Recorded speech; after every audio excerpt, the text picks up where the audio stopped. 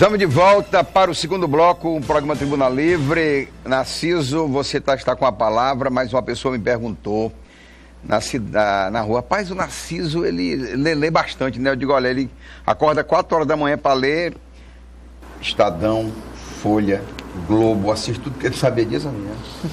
Não, e eu parto de vez em quando alguns livros bons para ele ler também. Né? Não, mas você sabia que eu estou aprendendo muito com a Globo. Sabe como? Mesmo? Tudo que ela diz eu faço o contrário. E dá certo. Está dando certo. A lógica política. Você vê que eu nunca vi um partido político mais perverso do que a Globo, né? E você vê que os jornalistas da Globo, até o gesto de cabeça é igual, é tudo orquestrado. É tudo orquestrado. Bom, mas a minha pergunta que eu queria fazer é o seguinte, a minha intervenção. As instituições políticas no Brasil, os partidos políticos, estão completamente desmoralizados. Tanto que na outra pesquisa... A eleição da pessoa, né? Ainda, o partido mais acreditado no Brasil é o PT, com 20%. Pesquisa recente da ontem eu vi. Mais de 60% são de pessoas apartidárias. Eu hoje me considero um sujeito apartidário. Eu sou apartidário. Já fui antipetista. E às vezes o caboclo perguntando, você virou petista? Eu digo, Deus me livre. Agora eu não sou mais antipetista. Olha, se eu não sou filiado a nenhum partido, eu não tenho razão para ser contra nenhum partido político. Aí, mas na divisão dessa sociedade, ela está dividida entre os apaixonadamente petistas e os apaixonadamente antipetistas. Mesmo. E tem um grupão de mais de 60% que são apartidárias. E, vereador Eduardo, e o mais impressionante que eu tenho observado é que entre os apartidários começa a crescer a noção de que o presidente Lula é vítima de uma punição política e não jurídica. Sem dúvida nenhuma. E, deputado Ciba Machado, tem um detalhe. O poder numa sociedade democrática emana do povo e não da toga. Não da toga. E esse resultado dessas últimas pesquisas que têm saído assim, tem demonstrado que a vontade política da maioria da nação está contrária à vontade da maioria jurídica determinada pelo julgamento. É isso que eu queria... Perfeitamente. Verdade. Se você me permitir complementar, dizer também o seguinte, se fosse um julgamento com provas cabais, inequívocas, que não deixasse a menor dúvida em relação à culpabilidade do Lula, podia ser até, eu acho que nem lideraria as pesquisas, porque o povo é inteligente. O povo está com essa desconfiança e está começando a ter esses sentimentos que ele está colocando, que é verdadeiro, de que há, na verdade, uma injustiça sendo feita com o presidente Lula, exatamente porque as provas são frágeis, porque são em cima de argumentos que caem ao primeiro olhar. Então isso é uma coisa muito séria. Porque se o brasileiro começar a desacreditar na justiça e achar também que a justiça tem esse tipo de comportamento, onde é que nós vamos parar? Em que tipo de país nós vamos construir? Isso é muito sério. E aí você fica com a palavra também? Não, o que eu acredito, e tenho dito aqui já nesse programa inúmeras vezes, que há excessos do judiciário brasileiro. Não só excessos. O judiciário peca quando legisla, alegando que há um vácuo congressual. Ele peca quando, acima de tudo, viola a Constituição. E tem sido costumeiro, em nome de uma causa justa e boa, que é o combate à corrupção, eles têm sistematicamente violado a Constituição. Vamos pegar um exemplo simples. A violação do artigo 5º, que fala na presunção de inocência. Quando o Supremo diz, a Constituição sou eu, isso é de uma boçalidade extremada. Isso é inaceitável. E aqui eu tenho repetido, eles não têm sequer a humildade, porque o vereador Eduardo, essa Constituição, já disse aqui inúmeras vezes, ela nasceu do nada, ela foi feita em acordo com a sociedade, ouvindo toda a sociedade organizada, toda. Então, uma vírgula que tem ali dentro, tem a justificativa por ter aquela vírgula dentro. Mas eu nunca vi esses ministros do Supremo consultar sequer a justificativa do Constituinte originário para saber qual era o sentido que ele quis dar, o espírito que ele quis dar a determinado artigo da lei. O fato virou piada no Brasil. O domínio do fato. O domínio do fato virou piada no Brasil. Vem do mensalão. Sim. A pessoa faz uma citação sem saber em que contexto, com base em que, a fundamentação. Mas isso eles buscam no direito americano. Eu achei assim uma coisa esdrúxula, não sei se vocês acompanharam, um debate que houve na Universidade de Harvard, Sim. em inglês, para tratar sobre a política brasileira, sobre a questão do fórum privilegiado, que eu não vou entrar aqui no mérito. Mas, você levar para os Estados Unidos, dentro da Universidade Americana, os ministros do Supremo falando a língua americana, ouvindo conselhos de professores americanos. Eu achei isso uma falta de brasilidade. Mas deixa eu só fazer um reparo aí de no que amor ao disse. Brasil. Nós estamos exportando as nossas contradições. Aí acham que porque o direito americano faz isso, é a melhor coisa do mundo. O Mas deixa eu lhe Moro dizer costuma uma dizer coisa. muito isso. Não, isso aqui no direito americano é uma questão... E o direito americano é o melhor do mundo? Inclusive, essa expressão, vereador, essa expressão foro privilegiado, isso é uma mentira. Não há foro privilegiado. Há uma prerrogativa de função. Que isso em qualquer país civilizado tem prerrogativa. Uns mais, outros menos. Prerrogativa de função. Né? Da função. Do cargo, e não da pessoa. Mas o que eu quis chamar a atenção era o seguinte... Eu não tenho dúvida, esse bairro, inclusive, foi crucificado com relação a isso, de que isso tem origem fora do Brasil.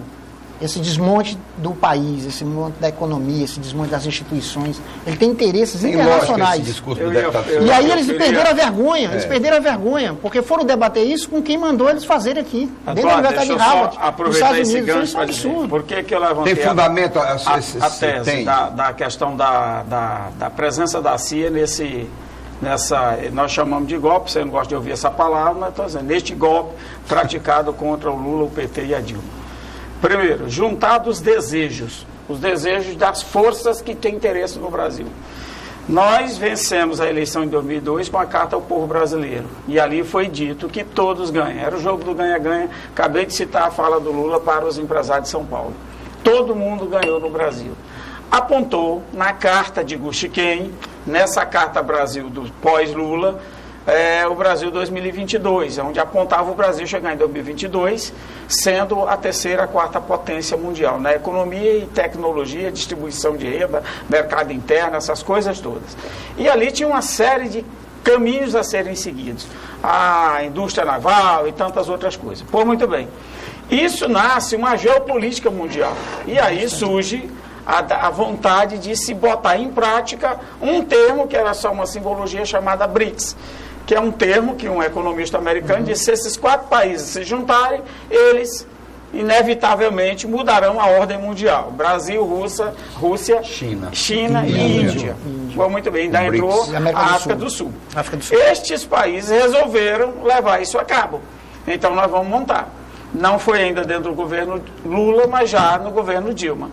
Com isso se cria um novo Fundo Monetário Internacional. Está lá, dominado pelos americanos, com sede lá em Washington, e o fundo do BRICS, que estava com sede na China, ia ser rotativo. Cria-se, além do Fundo Solidário, cria Fundo Solidário, que é mais que eles criam lá, Só que é no banco, Agência né? de Agência, Desenvolvimento, o Banco Mundial deles também, e assim por diante. Com o dinheiro bem mais barato e, de fato, solidário para o desenvolvimento do país. Então, quando você olha o dinheiro do Banco Internacional Americano, quando ele chega, BID, ele não desenvolveu país nenhum até hoje, não vai desenvolver. Ele fica no pontual, na maquiagem, não vai desenvolver. Pô, muito bem, isso entra no pacote. Um novo armamento. Um novo uso de armamento. A China com bomba nuclear, com porta-aviões, com navio de propulsão nuclear e assim por diante. A Rússia também com forte pack atômico e assim por diante. E o Brasil acaba de dar o último passo para ter também o seu submarino nuclear. Então, uma potência também militar, econômica e militar. Portanto, inevitavelmente, com um líder, como é o caso do Lula, um grande líder mundial na política. Só faltava agora um grande desenvolvimento também na área de tecnologia, e que o Brasil avançou. Isso criou uma dor... E a descoberta do pré-sal. Muito bem. O pré-sal foi avaliado lá em 2000 e sei lá quanto, 2010, 2008, em 20 trilhões de reais. Isso o que estava descoberto até ali, valia 20 trilhões. Aí a Dilma diz, vamos pegar os royalties desse negócio aí e vamos jogar 100% na educação do Brasil. Sabe quanto é que era? O orçamento do MEC naquele ano era 100 bilhões, iria para 330 e alguma coisa bilhões. Era 3 MECs novos. Todas as escolas no Brasil, salário de professor, o professor que ia ganhar menos, a menor escola no Brasil, ia passar de R$3.000 de piso salarial. Tudo isso estava neste plano Guxiquem e Lula. Então é claro que desmanchou a ALCA, que era o grande interesse americano, desmancha isso, vamos buscar uma outra rota, não é essa rota, levou a Embrapa para os países pobres, bota a Embrapa aqui na Venezuela, põe lá na África, vamos exportar o que é bom do Brasil, o que há de melhor do nosso país, competência na produção de alimentos. Então, neste modelo, os americanos não aceitam. Botou o presidente da OMC, botou o Graziano na FAO, começou a fazer política. Só para mim não perder aqui o raciocínio. Isso mexeu tanto no tabuleiro internacional, que aí, é claro, o Pentágono, a inteligência americana, disse aqui não pode continuar. Este não pode continuar. Chegar no Brasil, qual era o partido político que mais chegava perto disso? O PSDB, que era o que chegava mais perto do interesse americano. E vamos para a eleição como fizeram na Argentina. Vamos ganhar no voto. Como abriu as urnas e a Dilma ganhou nas últimas urnas, aí o cara faz a frase mais vagabunda, mais moleca que você pode imaginar, quer dizer, a Dilma não vai governar, que é o Aécio Neves. Ela não vai governar por quê? Porque eu vou enfiar uma pauta tão ruim para a economia brasileira. Você prossegue. Tome fôlego. Tome fôlego. Até porque não tem que você estar um pouco cansado agora. Mas é o seguinte. Ele está petistamente apaixonado. Toma aí não há uma contradição enorme em você estar querendo mostrar essa pátria desenvolvida e tal no governo de Lula e Dilma, com as alianças internacionais que vocês fizeram, notadamente dando apoio à Venezuela. Sim, com maior orgulho. Venezuela, Cuba, Cuba, Equador. Esse faz parte, inclusive, dessa reação que o Cibá coloca. País onde nós estamos recebendo milhões de venezuelanos fugindo da miséria, fugindo da perseguição, fugindo do terror implantado naqueles países, à medida em que vocês dizem abertamente que esse é um modelo.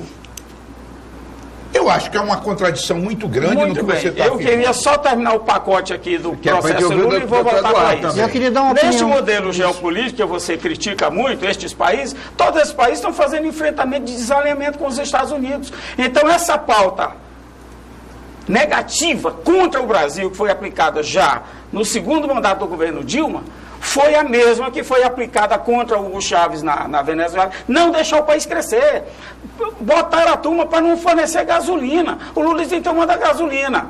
Quando foi aquela história aqui da Bolívia, um país instável, que trocava de presidente como trocava de roupa, o Lula deu sustentação. Não pode, o país tem que se arrumar. Na África do Sul, em todos os lugares. O Lula conseguiu fazer o Ahmadinejad assinar um termo de compromisso sobre a história da arma nuclear. E sabe como é que está a frase dele no corredor? O Ahmadinejad ia passar dele e gritou, ei, baixinho, você não vai sair daqui antes de falar comigo, não. E ele voltou para falar com o Lula, tinha topete para as coisas.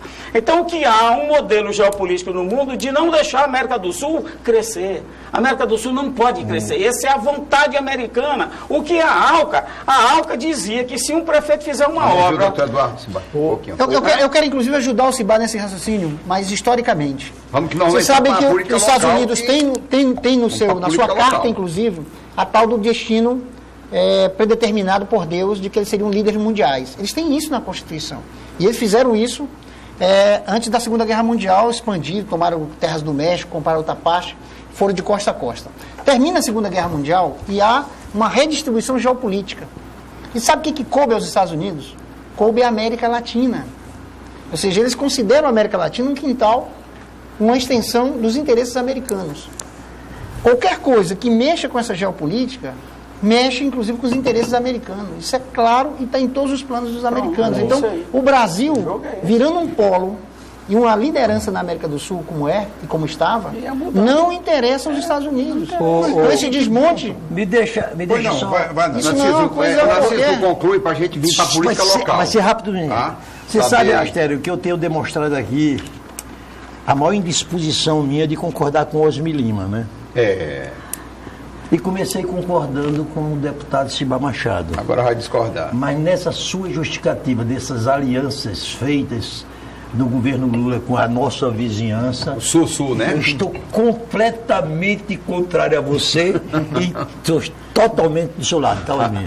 Registra aí, produção. Osmi e Momento Narciso histórico concordaram aqui no tema. Estou perdendo um aliado O grande aqui. problema, Eduardo, que eu não acredito que um país nenhum queira ter o seu vizinho como um miserável. Não quero. Porque a miséria tem Eu uma não série de concordo tanto. problemas, tem Eu não uma série de concordo tanto. problemas que o afetarão mais cedo ou mais tarde. Eu acho que não é bem por aí. Vocês podem até defender, porque a esquerda geralmente Dê uma é olhada na fronteira do anti-americana. México com os Estados Unidos. É anti-americana, as esquerdas. A pior coisa que existe nesse país hoje é o Foro de São Paulo. É o Foro de São Paulo. Isso é uma fantasia, não existe nada. Não. Vocês querem fazer uma redistribuição de miséria que não existe. Os modelos que vocês colocaram no mundo, a esquerda colocou no mundo, nós discutimos isso, Eduardo. Não deram certo. Opa, já tem não intervalo. fizeram, não criaram riqueza.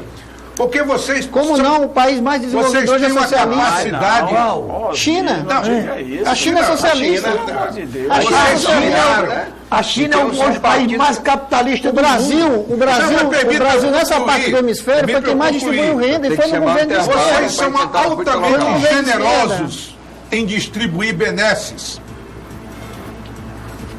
Altamente generosos. Vamos lá, Osmi. O governo Dilma quebrou o país em generosidade. Quebrou Não o país. foi. E generosidade. PSDB, Aécio Neto não aceitou essa Deixa eu ir para o intervalo comercial na sequência com a política local. Vamos tratar aqui de governo, Senado, deputado federal, deputado estadual, como é que anda a eleição, o processo eleitoral, a eleição não, o processo aqui no Acre. Daqui a pouquinho. Já. Acho que